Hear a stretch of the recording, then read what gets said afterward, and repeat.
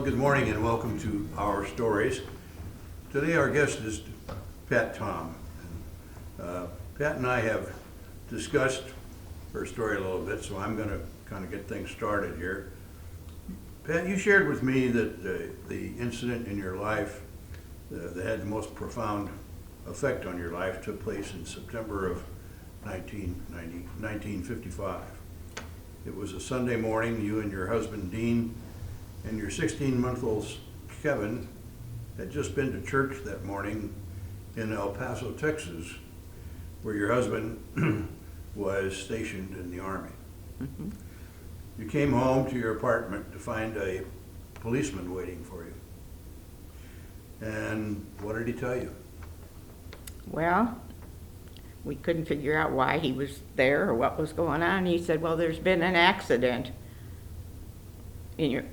back home with your parents. And he told us to call home. So as far as I can recollect, I think we called Dean's parents and talked to them, and then they're the ones that told us that they had been hit by a train and that they were both gone. Yeah. Well, that had to be quite a shock. It's terrible. Yeah. Do you have any brothers and sisters? No, So now you're facing this as an only child. thank goodness I had my husband and Kevin. Yeah. And how old were you? I was 22.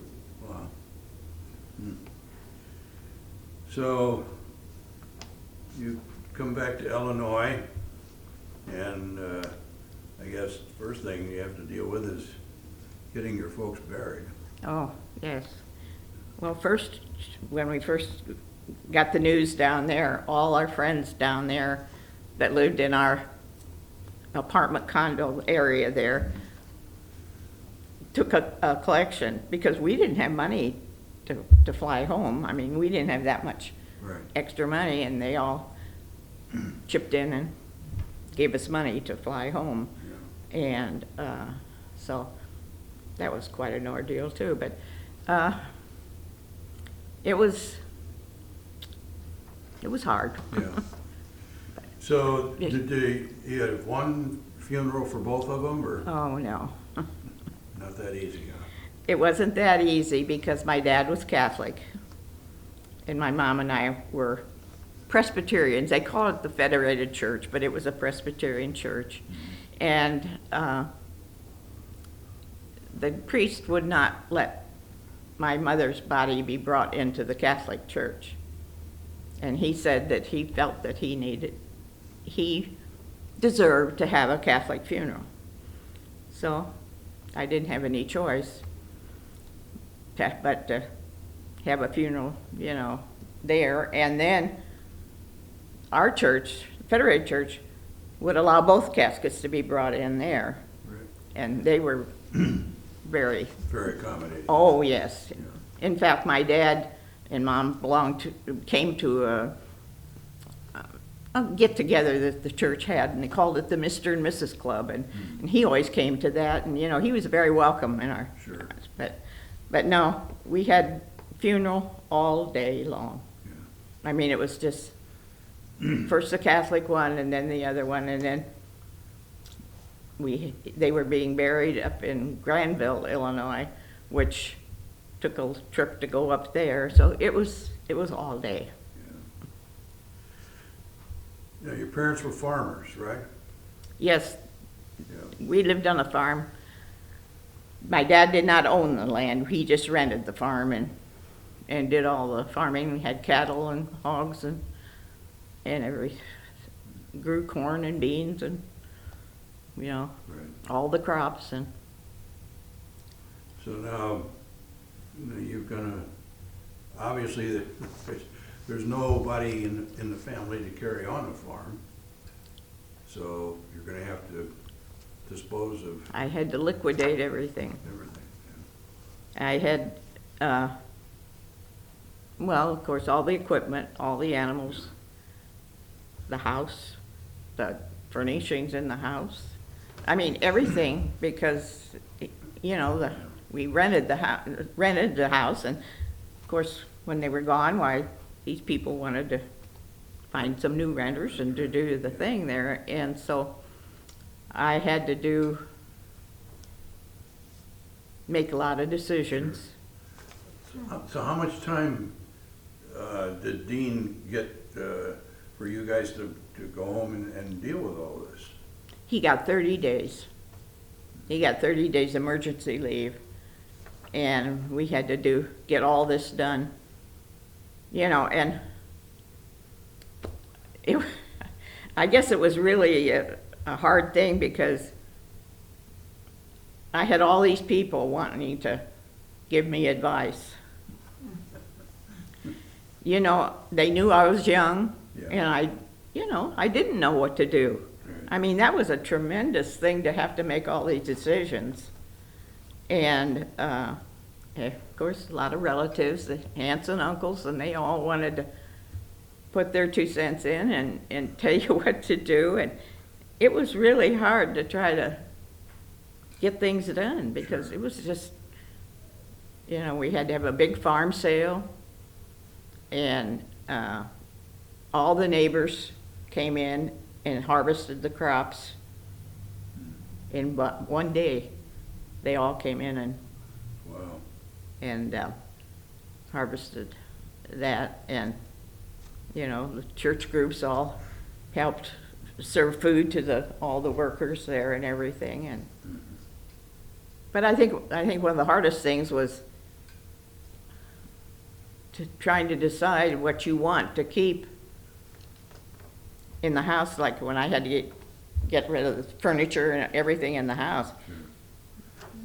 It was a 14-room house. Oh, wow. I mean, we had lots of stuff there. Yeah. And that part was hard because, you know, when you're 22, you don't want all that stuff, the old stuff. You know, I kept thinking, well, when I get my home, I don't want to have all this stuff. And so I did get rid of probably things that I wish I hadn't. Yeah.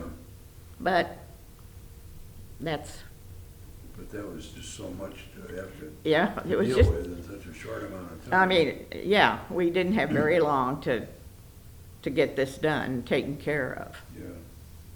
What do you think, looking back, what do you think was the most difficult part for you? Oh, I suppose just making all the decisions, Yeah. you know, and in such a short time. Right. And you knew it had to be done, and you only had so long to do it. And so, you know, they were so young. They were only 55 years old when this happened. And so nobody thought that your life was going to come to an end. Right, right. How in the world did you manage any time to actually grieve, or did you? I mean, you know, There just wasn't time to grieve, you know. Yeah. I think I missed them the most later on in my life when I, you know, had more children. And I know my mother always wanted me to have a little girl. Yeah. And so when I had 3 girls, I always thought, oh my goodness, she would be so happy, Yeah. you know, and things like that Sure. you look back and you think, oh my goodness, you know. But, not having your mom to share the joy of the daughters, you know. Whether, you know, other significant things do you think that were,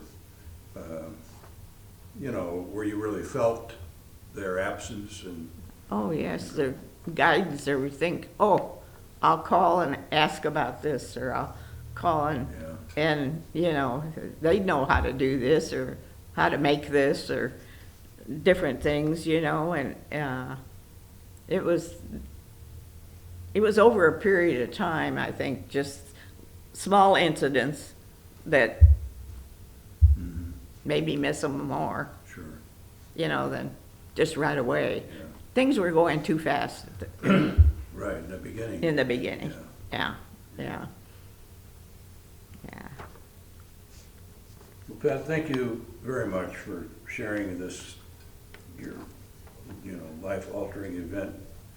Understand you a little bit better, I guess, in terms of what you've been through in your life. Yeah, it's kind of like a big dream to me now, Yeah. because it's been so long, that it's kind of hard to comprehend Sure. that this really happened. Yeah, So, thank you. thank you.